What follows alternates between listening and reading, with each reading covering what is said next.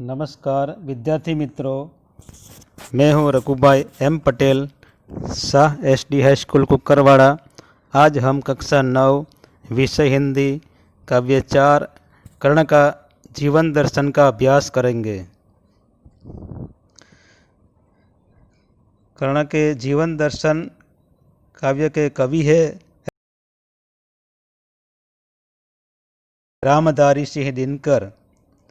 प्रकार है खंड काव्य। कवि का परिचय।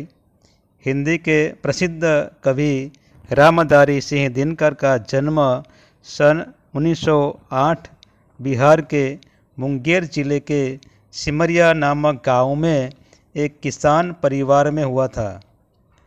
उन्होंने प्रारंभिक शिक्षा मुंगेर तथा उच्च शिक्षा पटना में प्राप्त की। पटना विश्वविद्यालय से स्नातक की उपाधि प्राप्त करके कुछ समय तक अध्यापन कार्य किया। दिनकर जी सीतामढ़ी में सब रजिस्ट्रार और मुजफ्फरपुर कॉलेज में हिंदी विभाग के अध्यक्ष रहे। वे भागलपुर विश्वविद्यालय के उपकुलपति और भारत सरकार की हिंदी सलाहकार समिति के अध्यक्ष भी रहे थे। दिनकर जी की सबसे बड़ी विशेषता है अपने देश और युग के प्रति जागरूकता। उर्वशी के लिए उन्हें सन 1972 का ज्ञान पुरस्कार मिला था।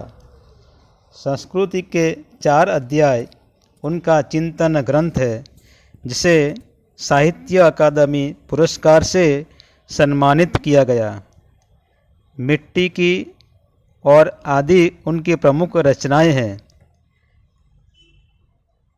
उनका कृतित्व गुणवत्ता और परिमाण दोनों दृष्टि से विपुल है। तो प्रस्तुत काव्य खंड काव्यांश में रश्मिरथी महारथी कर्ण के करुण किंतु भव्य जीवन की मीमांसा करने वाला खंड काव्य है। सारे अन्यायों को सहकर कर्ण जन्मजात महानता पर पुरुषार्थजन्य महानता की विजय चाहता है। अंत में जब पांडव श्रेष्ठ के रूप में सब कुछ प्राप्त करने का प्रलोभन सामने आता है, तब वह अविचलित रहता है और जिसने आज तक साथ दिया उस मित्र को किसी भी मोल पर छोड़ना नहीं चाहता। कृष्ण कर्ण को पांडवों के पक्ष में ले आने के लिए उसे मिलते हैं। उस कथा प्रसंग से प्रस्तुत काव्यांश लिया गया है। रश्मिरथी जिसका अर्थ है सूर्य के सारथी। हिंदी के महान कवि रामधारी सिंह दिनकर द्वारा रचित प्रसिद्ध खंड काव्य है। इसमें 7 सर्ग है और कर्ण चरित्र के सभी पक्षों का चित्रण इसमें किया है। सूरसेन नाम का यदुवंशी राजा थे। सूरसेन नाम के एक यदुवंशी राजा थे जो श्री कृष्ण के पितामह थे, जिसके कारण श्री कृष्ण की बुआ कहलाती है कुंती। कुंती ने बाल्यकाल में अति क्रोधी दुर्वासा की निरंतर 1 वर्ष तक सेवा की, जिससे प्रसन्न होकर दुर्वासा ऋषि ने कुंती को पुत्र प्राप्ति के वरदान में मंत्र दिए। तो दुर्वासा ऋषि के वरदान से कुंती ने सूर्य का आह्वान करके कुंवारी अवस्था में ही कर्ण को पुत्र के रूप में प्राप्त किया और लोक लाज लोक निंदा के भय से तेजस्वी दिव्य पुत्र को एक संदूक में सुरक्षित रखकर गंगा नदी में बहा दिया। हस्तिनापुर के राजा धृतराष्ट्र के सारथी ने उसे बचाया। उसकी पत्नी राधा थी। उस सारथी के पत्नी का नाम राधा। राधा ने उसका पालन पोषण किया था, इसलिए उसे राधी भी कहा जाता है। कर्ण महाभारत के सबसे प्रमुख पात्रों में से एक है। कर्ण महाभारत के सर्वश्रेष्ठ धनुर्धरों में से एक थे। भगवान परशुराम ने कर्ण की श्रेष्ठता स्वीकार की थी। कर्ण की वास्तविक माँ कुंती थी। वह पांडवों में ज्येष्ठ भी था तथा श्रेष्ठ भी था। उसकी मित्रता दुर्योधन से हुई। अन्याय और अपमान से भरे कर्ण के जीवन में दुर्योधन ने सदा साथ दिया। कर्ण दुर्योधन के इस उपकार को कभी भूल न सका।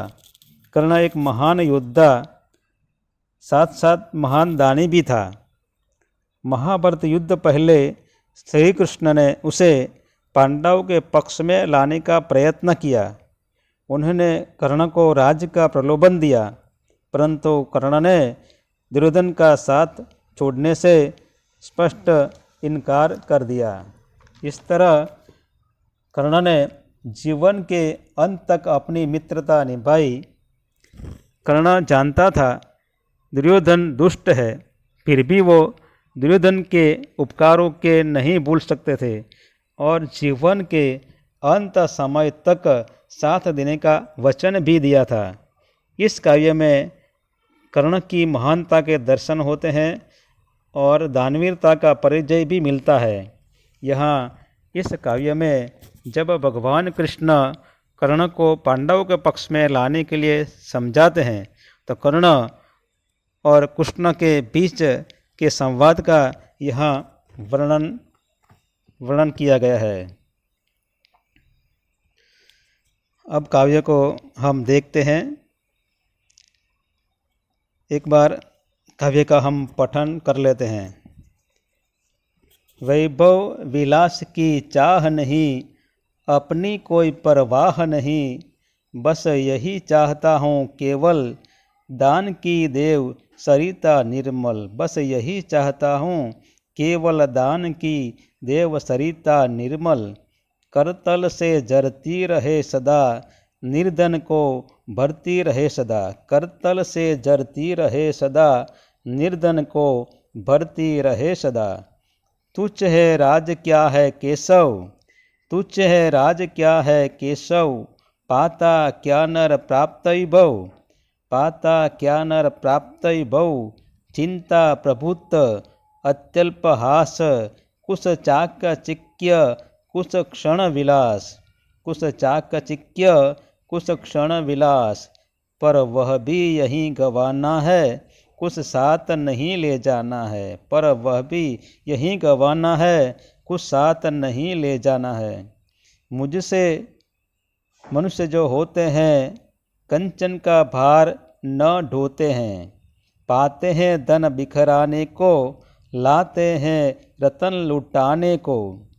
जग से न कभी कुछ लेते हैं, दान ही हृदय का देते हैं। जग से न कभी कुछ लेते हैं, दान ही हृदय का देते हैं। प्रसादों के कनकाब शिखर, होते कबूतरों के ही घर। महलों में गरुड़ न होता है, कंचन पर कभी न सोता है। महलों में गरुड़ न होता है, कंचन पर कभी न सोता है। बसता वह कहीं पहाड़ों में, बसता वह कहीं पहाड़ों में, सैलों की फटी दरारों में। होकर समृद्धि सुख के अधीन, मानव होता नित तप क्षीण। होकर समृद्धि सुख के अधीन, मानव होता तप क्षीण। सत्ता किरीट मणिमय आसन, करते मनुष्य का तेज हरण। सत्ता किरीट मणिमय आसन, करते मनुष्य का तेज हरण। नर विभव हेतु ललचाता है, पर वही मनुष्य को खा जाता है। नर विभव हेतु ललचाता है, पर वही मनुष्य को खा जाता है। चांदनी पुष्प साया में पल, नर गले बने समुद्र कोमल। चांदनी पुष्प साया में पल, नर गले बने समुद्र कोमल।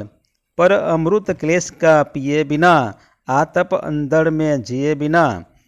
पर अमृत क्लेश का पिए बिना, आतप अंधड़ में जिए बिना, वह पुरुष नहीं कहला सकता, विघ्नों को नहीं हिला सकता।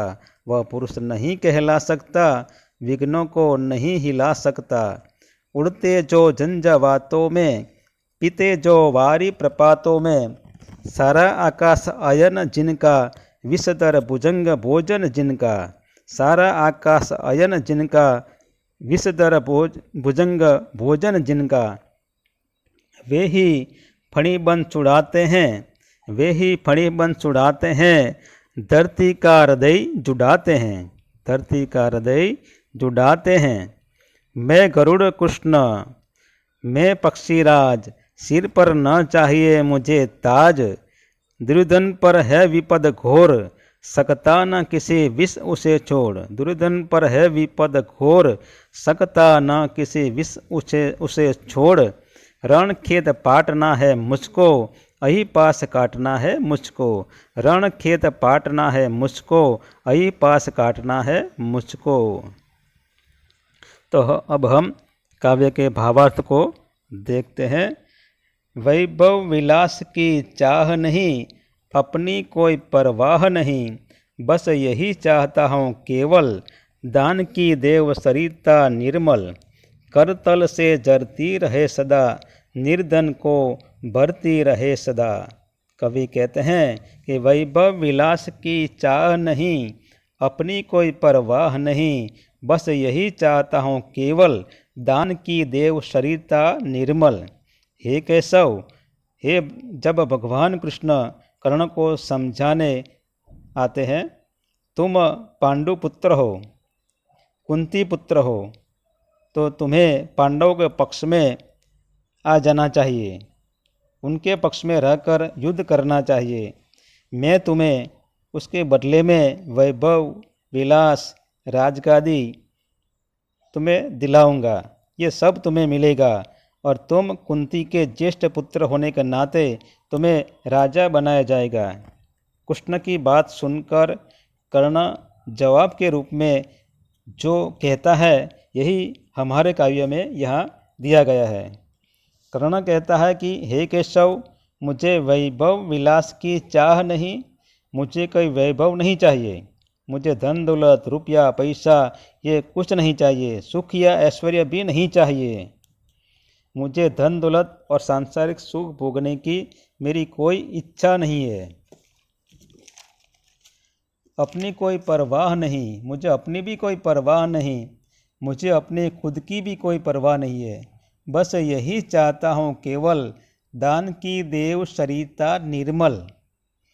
मैं तो बस यही चाहता हूँ कि मेरे हाथों से हमेशा दान की निर्मल यानी पवित्र सरिता यानी नदी, मेरे हाथों से हमेशा दान की पवित्र नदी सदा बहती रहे।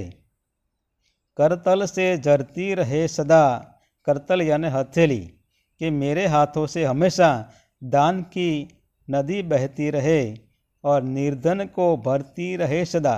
जिनके पास धन नहीं है, ऐसे गरीब लोगों को हमेशा दान देता रहूं और उनके दुख दूर करता रहूं, यही मेरी इच्छा है। कृष्ण ने कर्ण को वैभव विलास का प्रलोभन दिया पांडव के पक्ष में लाने के लिए, परंतु कर्ण ने उनका प्रस्ताव अस्वीकार कर दिया और दुर्योधन का साथ छोड़ने से स्पष्ट इनकार कर दिया कि मैं किसी भी तरह दुर्योधन का साथ नहीं छोड़ सकता, ऐसा कृष्ण को उसने कह दिया।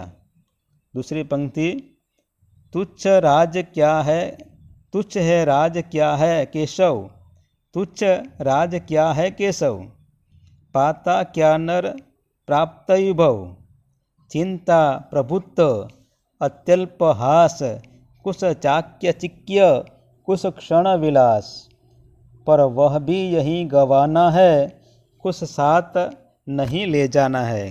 कर्ण कहता है कि हे केशव, तुच्छ है राज क्या है केशव, जिस राज का आप प्रलोभन यानी लालच देते हो वह तो बहुत तुच्छ है, तुच्छ है यानी मामूली है।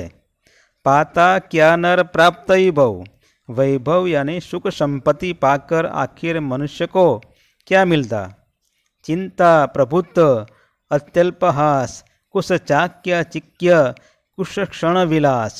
चिंता प्रभुत यानी बहुत, प्रभुत यानी अधिक, अत्यल्प अर्थात बहुत थोड़ा, हंसी यानी खुशी, हंसी खुशी, चाक्य चिक्य अर्थात चमक दमक। तो चिंता प्रभुत अत्यल्प हास, वैभव पाकर तो उसे बहुत सारी चिंताएं मिलती है, और नाम मात्र की यानी बहुत थोड़ी हंसी खुशी मिलती है। कुछ चाक्य चिक्य कुछ क्षण विलास, तो थोड़ी बहुत चमक दमक और थोड़े समय के लिए सुख का उपभोग मिलता है, पर वह भी यहीं गवाना है। ये सुख संपत्ति, ये सारी संपत्ति तो यहीं छोड़ जानी पड़ती है। रुपया पैसा संपत्ति सब कुछ यहीं छोड़ जाना पड़ेगा। उसका मोह नहीं करना चाहिए, कुछ साथ नहीं ले जाना। ये सारी चीज़ें उसे यहीं छोड़ देनी पड़ेगी और खाली हाथ यहाँ से जाना पड़ता है। आगे पंक्ति, मुझसे मनुष्य तो होते हैं, मुझसे मनुष्य जो होते हैं कंचन का भार न ढोते हैं।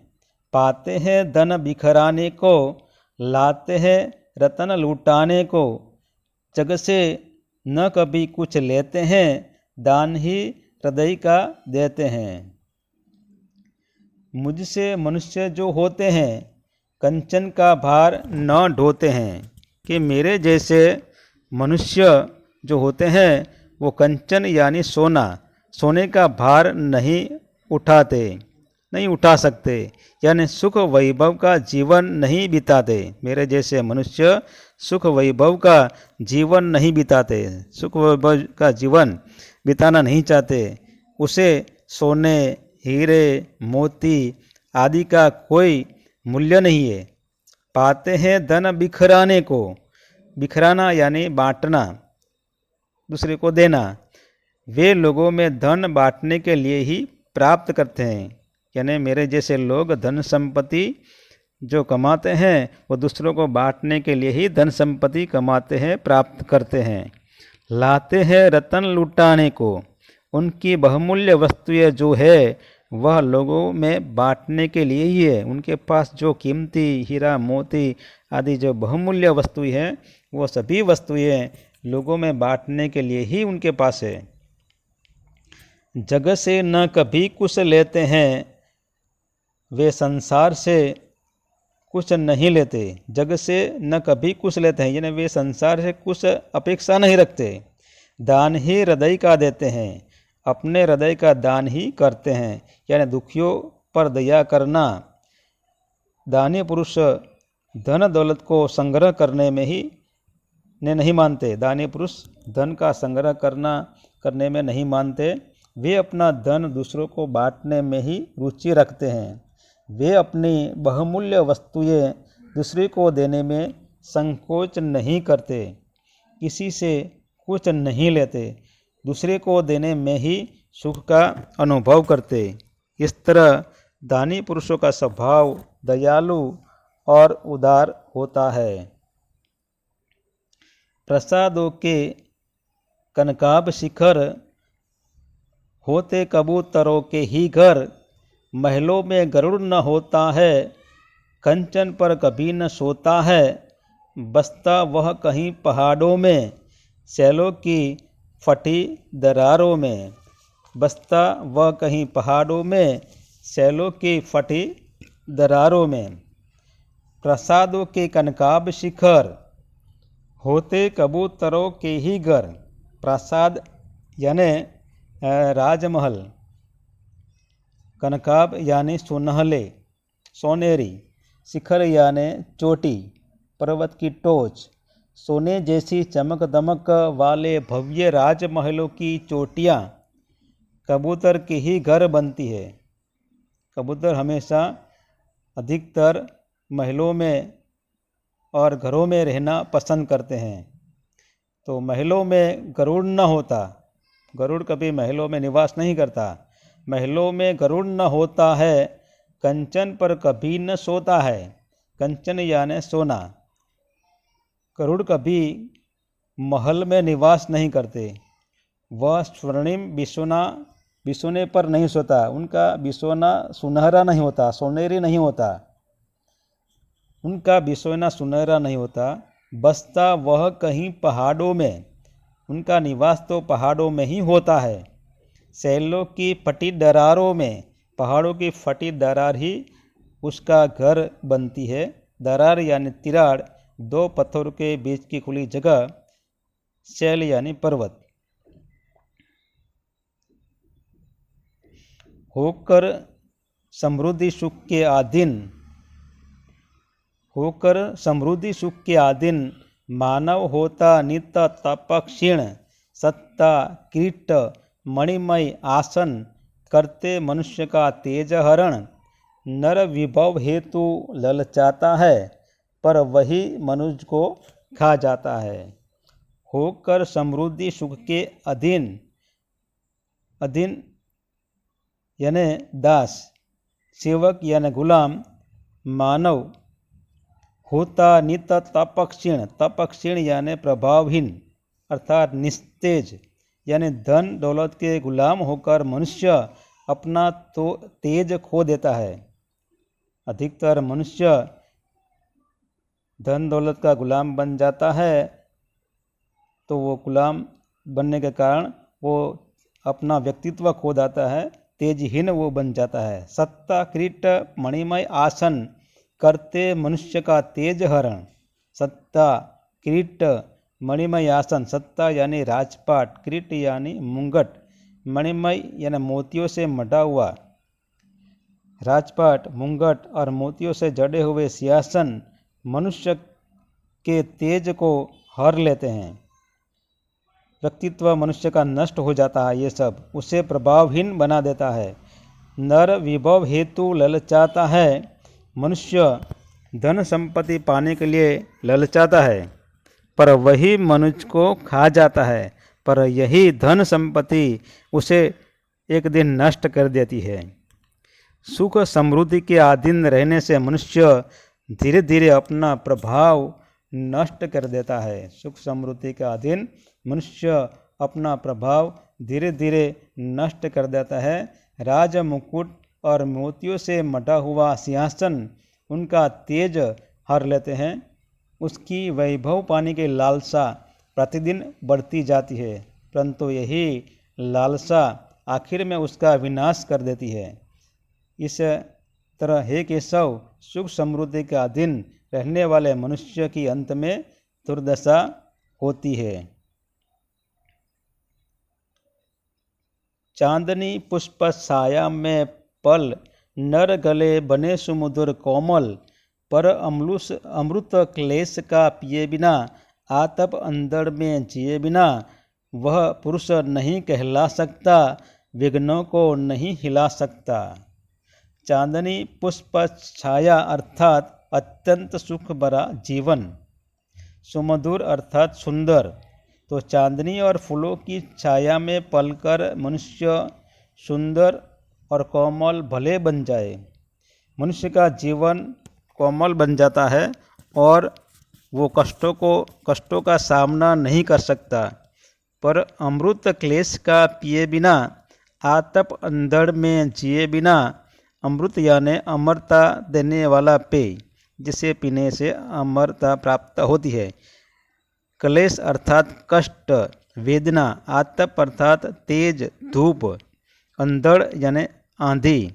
पर अमृत क्लेश का पिए बिना, परंतु कष्टों का अमृत पिए बिना, धूप और आंधी सहे बिना, वह पुरुष नहीं कहला सकता, विघ्नों को नहीं हिला सकता।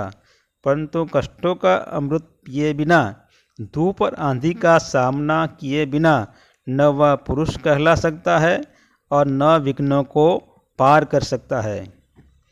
चांदनी रात का आनंद लेने वाला और फूलों की छाया में पलने वाला व्यक्ति सांसारिक दृष्टि से भाग्यवान होता है। लोग उसे सुखी कहते हैं। ऐस आराम का जीवन उसे कोमल बना देता है, परंतु उसे ऐसे व्यक्ति में साहस और पौरुष नहीं होता। पौरुष पाने के लिए उसे कष्टों का सामना करना पड़ता है, आंधी तूफान का सामना करना पड़ता है। संघर्षों विघ्नों पर विजय पाने वाला व्यक्ति ही पुरुष कहलाता है। संघर्षों और संघर्षों पर और विघ्नों पर विजय पाने वाला व्यक्ति ही पुरुष कहलाता है। उड़ते जो आगे पंक्ति, उड़ते जो झंझावातों में, पीते जो वारी प्रपातों में, सारा आकाश अयन जिनका, विषधर भुजंग भोजन जिनका, वही फणिबंध छुड़ाते हैं, धरती का हृदय जुड़ाते हैं। यानी उड़ते जो झंझावातों में अर्थात तूफानों में, वारी यानी पानी अर्थात झरना, प्रपात अर्थात झरना, अयन अर्थात घर, भुजंग यानी सांप सर्प, विषधर यानी विषैले, फणिबंध अर्थात नागपाश। उड़ते जो झंझावातों में, पीते जो वारी प्रपातों में, जो आंधी तूफानों में उड़ते हैं, प्रपातों यानी झरनों का पानी पीते हैं, सारा आकाश अयन जिनका, विषधर भुजंग भोजन जिनका, सारा आकाश जिनका घर है और विषैले सांप ही जिनका भोजन है। गरुड़ जो आकाश में उड़ता है उनका भोजन ही सांप है। वही फणिबंध छुड़ाते हैं, ने वही नागपाश के बंधन को छुड़ाते हैं और धरती का हृदय जुड़ाते हैं। वही फणिबंध छुड़ाते हैं, धरती का हृदय जुड़ाते हैं। ऐसे गरुड़ ही सांप के बंधन से छुटकारा दिलाते हैं और धरती के हृदय को शीतलता देते हैं। यहाँ पर रामायण का एक प्रसंग याद आता है, जिनमें युद्ध में रावण का पुत्र इंद्रजित, दूसरा उसका नाम है मेघनाद, जब राम और लक्ष्मण को वो मूर्छित कर देते हैं और मूर्छित करने से पहले उसे नागपाश के बंधन में बांध देता है। नागपाश के बंधन से राम और लक्ष्मण को वो छुड़ाने के लिए, नागपाश के बंधन से छुड़ाने के लिए हनुमान जी गरुड़ को ले आते हैं और वो नागपाश के बंधन को काट कर उन्हें छुड़ाते हैं।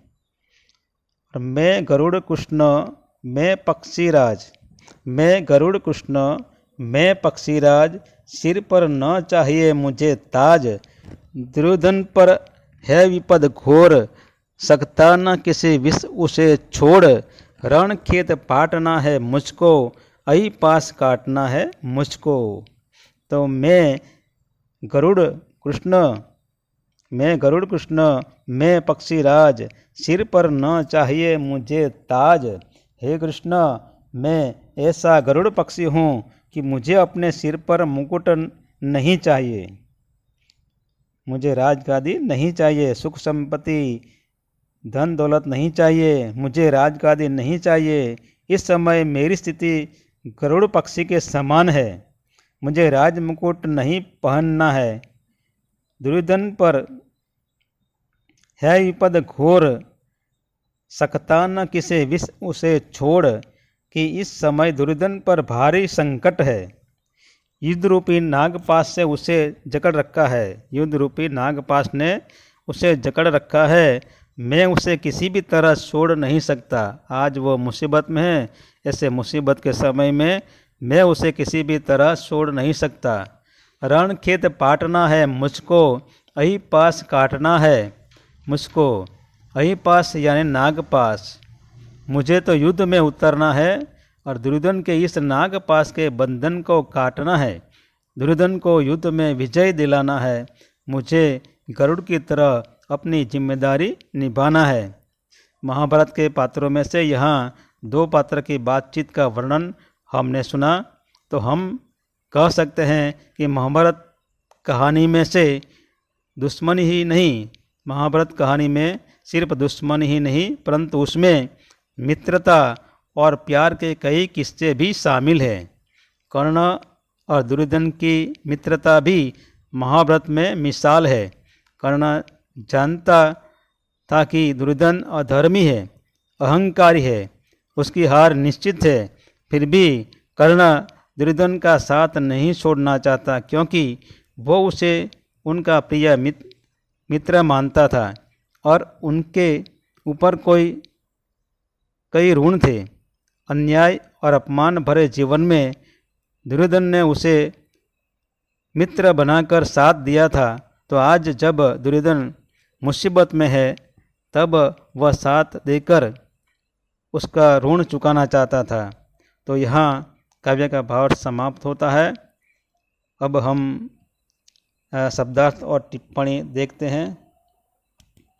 वैभव, धन दौलत, विलास, सुखोपभोग, चाह, इच्छा, अभिलाषा, प्रवाह तो चिंता, व्यग्रता, निर्मल तो पवित्र शुद्ध, करतल तो हथेली, निर्धन धन रहित कंगाल दरिद्र, विभव तो धन संपत्ति ऐश्वर्य, प्रभुत्व तो अधिक प्रचुर, अत्यल्प बहुत थोड़ा, हास निंदा उपहास, चाकचिक्य चमक चकाचौंध, कंचन सुवर्ण सोना, प्रासाद देवताओं या राजाओं का घर, कनकाभ स्वर्णिम आभा वाले, शैल पर्वत पहाड़ चट्टान, दरार दरज चीर फूट, तपक्षीण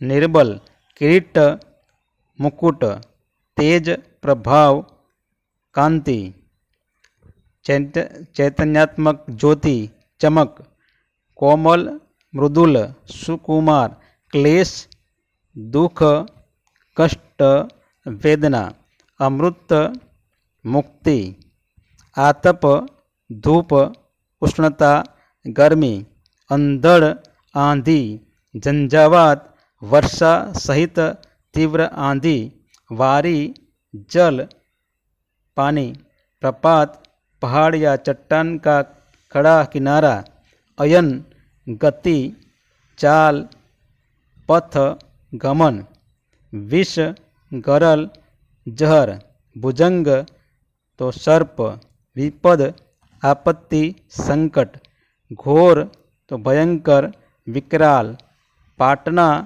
ढेर लगा देना, अहिपास सांप का बंधन अर्थात फणीबंध। तो शब्दार्थ यहाँ पूरा हुआ है।